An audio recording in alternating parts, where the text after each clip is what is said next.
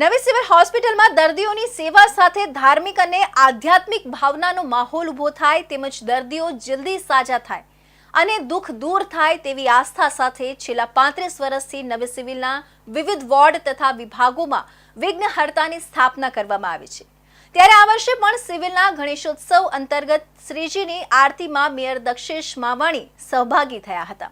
ઉપરાંત ભગવાન સત્યનારાયણજીની કથા યોજી સૌએ કથા શ્રવણ કર્યું હતું। આરોગ્ય તંત્ર અને તબીબી નર્સિંગ સ્ટાફ દ્વારા આરતી વેળાએ મહત્તમ અંગદાન થકી અંગોની જરૂરિયાત ધરાવતા વ્યક્તિઓને નવજીવન મળે એવા હેતુ સાથે અંગદાન મહાદાન અને વોકલ ફોર લોકલના સૂત્રો સાથે સ્વદેશી ચીજવસ્તુઓના મહત્તમ ઉપયોગ અંગે જનજાગૃતિના પ્લેકાર્ડ્સ પ્રદર્શિત કરાયા હતા।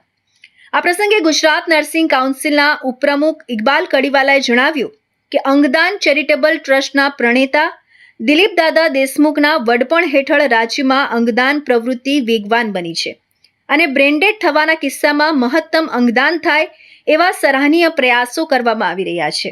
અંગદાન અભિયાન જન આંદોલન બને, અંગદાનની પ્રવૃત્તિઓ જન જન સુધી પહોંચે એવા આશય સાથે નવી સિવિલ દ્વારા ગણેશ સ્થાપના આરાધના દરમિયાન અંગદાન સ્વદેશીનો સંદેશ આપવામાં આવ્યો છે।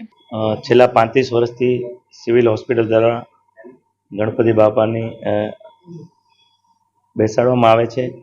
આજે આદરણીય પ્રધાનમંત્રીજીનો જે મંત્ર છે કે અંગદાન મહાદાન સ્વદેશી અપનાવો, એ થીમ ઉપર આજે તમામ સિવિલના સ્ટાફે પોસ્ટર લઈને આજે એક અભિયાન શરૂ કર્યું છે। અહીંના દર્દીઓ ગણપતિ બાપાને પ્રાર્થના કરું છું, જે કોઈ આવે સ્વસ્થ થઈ જાય, નિરોગી રહે અને સ્ટાફને પણ ગણપતિ બાપા ખૂબ શક્તિ આપે સેવા કરવાની એવી પ્રાર્થના કરું છું। સિવિલના ઓપીડી તથા વિવિધ વોર્ડમાં નર્સિંગ સ્ટાફ, ડોક્ટરો સહિત આરોગ્ય અને સફાઈ કામદાર સ્ટાફ સવાર સાંજ આરતીમાં સામેલ થાય છે।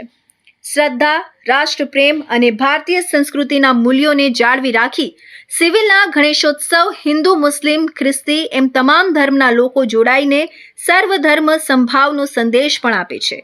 નવી સિવિલમાં માટીની ઇકો ફ્રેન્ડલી ગણેશજીની મૂર્તિઓ સ્થાપવામાં આવે છે અને નવી સિવિલમાં જ વિસર્જિત કરવામાં આવે છે, એમ કડીવાલાએ ઉમેર્યું હતું।